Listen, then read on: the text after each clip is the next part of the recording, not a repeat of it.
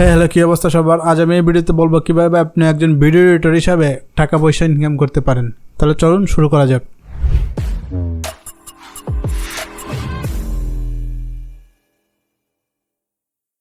একজন professional video editor হিসেবে career করার জন্য বা টাকা পয়সা ইনকাম করার জন্য দুইটি অপশন রয়েছে।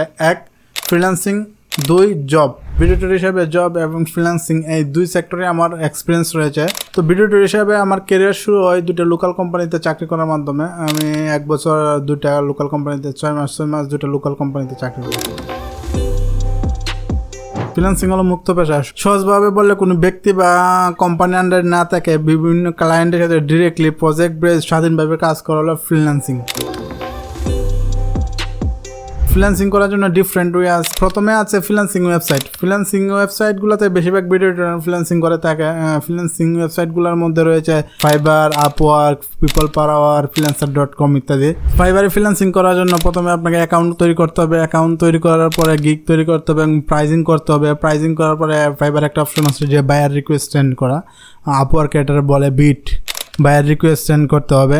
তারপর ধীরে ধীরে যখন ক্লায়েন্টের অর্ডার পাওয়া শুরু হবে, তখন এই অর্ডারগুলো ভালোভাবে সম্পূর্ণ করলে তখন প্রোফাইল ধীরে ধীরে র্যাঙ্ক করবে। তো ফ্রিল্যান্সিং করার জন্য অনেক বেশি ধৈর্য ধারণ করতে হবে।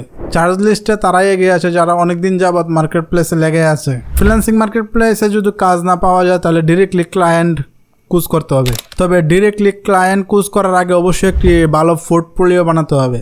পোর্টফোলিও হলো নিজের বেস্ট কাজগুলো এক জায়গায় রাখা, যাতে ইজিলি আমরা কাউরে আমাদের কাজগুলা সেন্ড করতে পারি বা দেখাতে পারি। পোর্টফোলিও বানানোর জন্য অনেক ফ্রি প্ল্যাটফর্ম রয়েছে, যেমন বিহেন্স, ভিমিউ, ড্রাইভ। ইউটিউবে নিজের ভিডিওগুলো আপলোড দিয়ে পোর্টফোলিও বানানো যেতে পারে। পোর্টফোলিও বানানোর পরে যদি কাজ না পাওয়া যায়, ইউটিউবারদের ইমেল করতে পারো। ইমেল ইউটিউবের অ্যাবাউট সেকশনে দেওয়া থাকে। ইনস্টাগ্রামে ডিএম করতে পারো। ইউটিউব ভিডিওতে কমেন্ট করতে পারো। যারা বড় বড় ক্রিয়েটর আছে তাদের ইমেল করলে তারা নাও পড়তে পারে, কারণ তাদের মেইলে প্রতিদিন হাজার শত মেইল আসে, তো না পড়ার সম্ভাবনা বেশি। তারপর তুমি তাদের মেইল করে যেতে পারো। যদি তাদের এডিটর লাগে এবং তোমার যদি ভাগ্য থাকে তাহলে তারা তোমাকে নিতে পারে। অনেক বিগিনার ইউটিউবার যে একটি ভুল করে সেটি হলো ফার্স্ট টাইম তারা বিগিনিং অবস্থায় অনেক টাকা চার্জ করে প্রজেক্টের জন্য। তো এই কাজটা কখনো করা যাবে না। ফার্স্টে একটু কম দিয়ে না, প্রজেক্ট অনুযায়ী মোটামুটি একটা সামঞ্জস্য রেখে চার্জ করতে হবে। যখন ধীরে ধীরে এক্সপিরিয়েন্স বাড়ার পরে অনেকগুলো কাজ যখন করা হবে, তারপর ধীরে ধীরে আমরা প্রাইসিংটা বাড়াতে পারবো।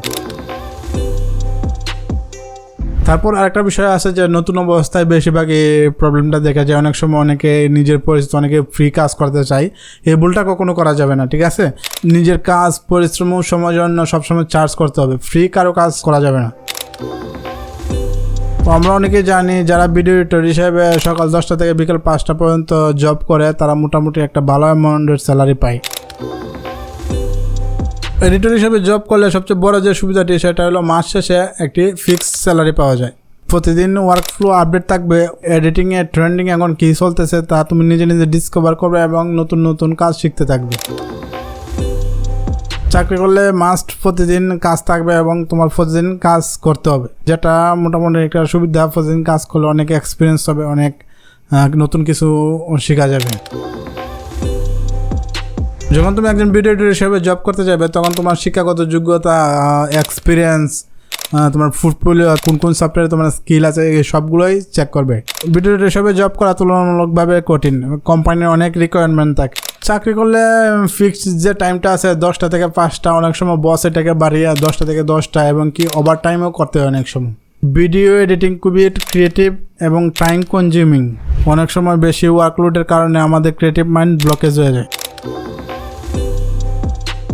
কনক্লুশন এই, আপনি আপনার কাজকে ভালোবাসুন, প্রতিদিন নিউ স্টাফ শিখতে থাকুন, colour grading, transaction, text effect সব কিছু শিখতে থাকুন এবং নিজেকে দক্ষ হিসেবে গড়ে থাকুন। তুমি যখন তোমার কাজে দক্ষ হবে তখন দেখবা তুমি ইজিলি কাজ পেয়ে যাচ্ছ। তুমি যদি ভিডিও এডিটিং শিখতে চাও তাহলে এখন শুরু করে দাও। ভিডিও এডিটিংয়ে এক্সপার্ট হতে পারলে ফ্রিল্যান্সিং আর জব তুমি যাই করতে চাও না কেন, যে কোনো সেক্টরে সাকসেসফুল হতে পারবা।